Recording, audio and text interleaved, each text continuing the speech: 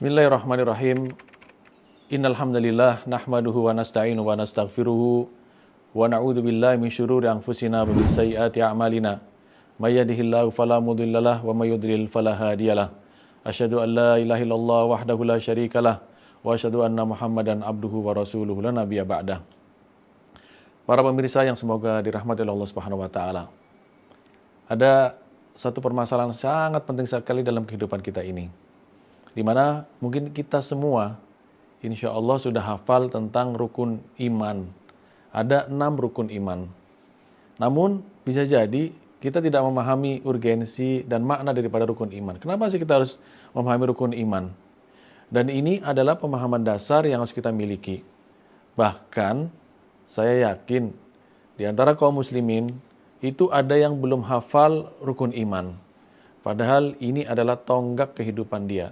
Dia tidak akan selamat kalau tidak ada rukun iman ini. Rukun diterjemahkan sebagai tiang-tiang. Bahwa keimanan kita tidak akan berdiri kecuali dengan tiang-tiang ini. Ada berapa rukun iman? Para ulama telah membagi rukun iman menjadi 6. Walaupun dalam Al-Quran tidak sebutkan secara eksplisit bahwa rukun iman ada 6. Tidak. Tapi ini adalah kesimpulan yang dilakukan oleh para ulama, diteliti oleh para ulama, menjadi 6. Yang pertama apa? Yang pertama, kenapa kita harus mengimani rukun iman ini? Pertama adalah iman kepada Allah Subhanahu wa taala. Dalam kehidupan ini, kita tidak akan lurus hidup ini kalau kita tidak beriman kepada Allah Subhanahu wa taala. Kita tidak tahu tujuan hidup kita untuk apa. Bahwa kita diciptakan oleh Allah Subhanahu wa taala untuk ibadah. Dan kenapa ibadah? Kepada siapa kita ibadah? Ibadah kepada Allah Subhanahu wa taala. Siapa Allah? Kita harus mengenal namanya asma dan sifat. Kemudian siapa dia Allah Subhanahu wa taala? Dialah yang menciptakan alam semesta ini, menciptakan kita semuanya. Nah itu rukun iman yang pertama. Nanti insya Allah kita akan bahas satu persatu tentang rukun iman ini dan banyak sekali kajian tentang rukun iman. Kita ingin mengkaji tentang filsafat atau tentang makna daripada rukun iman ini.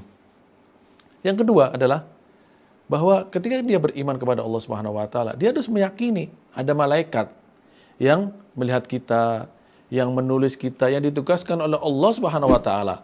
Ada malaikat yang nanti akan datang kepada kita mencabut ruh kita ketika ajal telah datang. Telah dituliskan bahwa tanggal segini, jam ini, detik ini dia akan meninggal. Siapa yang mengambil? Ini malaikat. Ada malaikat yang datang ketika Allah Subhanahu wa taala telah mencabut ruhnya, membawa ke atas langit, kemudian menjatuhkan lagi ketika dia menjadi orang yang fasik, orang yang jahat kepada Allah Subhanahu wa taala. Dan ada malaikat yang akan bertanya kepada dia tentang siapa Tuhanmu, siapa nabimu, dan apa agamamu. Itu akan ditanya oleh siapa? Malaikat. Kemudian yang kedua, iman kepada kitab Allah Subhanahu wa taala. Bahwa dalam kehidupan ini kita tidak mungkin hidup tanpa ada aturan. Dalam rumah tangga saja ada aturan. Kehidupan ini ada aturan. Aturannya dari mana? Aturan dari Alkitab yang diturunkan oleh Allah Subhanahu wa taala, kalamullah Subhanahu wa taala. Ini akan menjadi pedoman kita.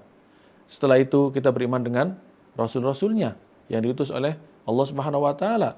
Kita tahu siapa yang menyampaikan kitab ini, itu para rasul. Rasulnya ada berapa? Rasulnya 25. Nabinya ada jumlah yang tidak terbatas. Maka kita harus iman terhadap ini. Kemudian iman terhadap hari akhir, bahwa kehidupan kita akan berakhir. Kemudian kita akan pindah kepada kehidupan yang lainnya, yang dinamakan dengan hari akhir. Hari terakhir setelah kehidupan kita di dunia ini yang fana ini, kita hidup mungkin hanya 80 tahun, 70 tahun, 60 tahun, 100 tahun, bahkan ada 5 tahun, 5 hari, kemudian akan berpindah ke hari akhir. Ini harus kita kaji. Kenapa hari akhir? Di mana, apa saja di situ hari akhir? Makanya kewajiban kita untuk mengimani dengan hari akhir. Dan kemudian beriman terhadap qada dan qadar Allah Subhanahu wa taala. Bahwa kehidupan kita ini di dunia ini sudah Allah tentukan. Berapa hari kita hidup, sedang apa, bagaimana rezekinya, bagaimana jodohnya, semuanya telah diatur Allah Subhanahu wa taala. Kapan? 50.000 tahun sebelum penciptaan langit dan bumi. Maka para pemirsa yang semoga dirahmati Allah Subhanahu wa taala, sangat penting sekali dan kewajiban kita untuk mengimani 6 rukun iman.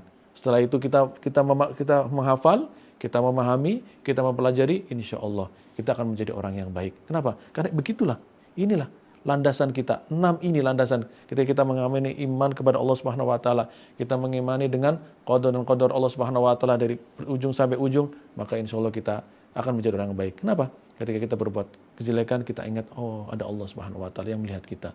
Kenapa? Karena kita yakin bahwa Allah Subhanahu wa taala memiliki asma dan sifat, nama-nama dan sifat-sifat Allah. Di antaranya apa? Al-Basir, yang Maha melihat perbuatan kita. Kemudian kita ingat juga, oh ada malaikat yang melihat kita. Kemudian kita ingat juga, ya Allah itu ada kitab yang telah mengajar kepada kita. Ada Rasul yang menjadi contoh kita. Kita ingat betul bahwa nanti akan ada hari akhir. Ada hari pembalasan terhadap perbuatan amal-amal kita. Maka kita menjadi orang yang baik. Ketika kita mau ingin berbuat baik, kita berbuat kepada Allah. Kenapa? Kita yakin bahwa Allah lah yang akan membalas kita. Nanti di akhirat. Ada malaikat yang mencatat kita. Nanti itu akan dilihat di akhirat. Akan kita lihat bagaimana para Rasul. Mereka bekerja siang dan malam. Mereka berdakwah siang dan malam. Mengajarkan kepada umatnya. Sehingga kita mencontoh mereka. Begitulah jamaah sekalian arti daripada kita beriman kepada Allah. Jangan kita anggap itu hal yang sepele. Jangan kita anggap hanya menghafal saja kemudian tidak tahu maknanya. Begitulah makna global daripada iman kepada Allah, iman kepada rukun iman yang 6. Dan insya Allah nanti juga perlu kita kaji juga kenapa kita harus menghafalkan dan mempelajari tentang rukun Islam. Pasti di situ ada nilai-nilai yang terkandung yang diajarkan oleh para ulama kepada kita. Wallahu a'lamu bishawab. Assalamualaikum warahmatullahi wabarakatuh.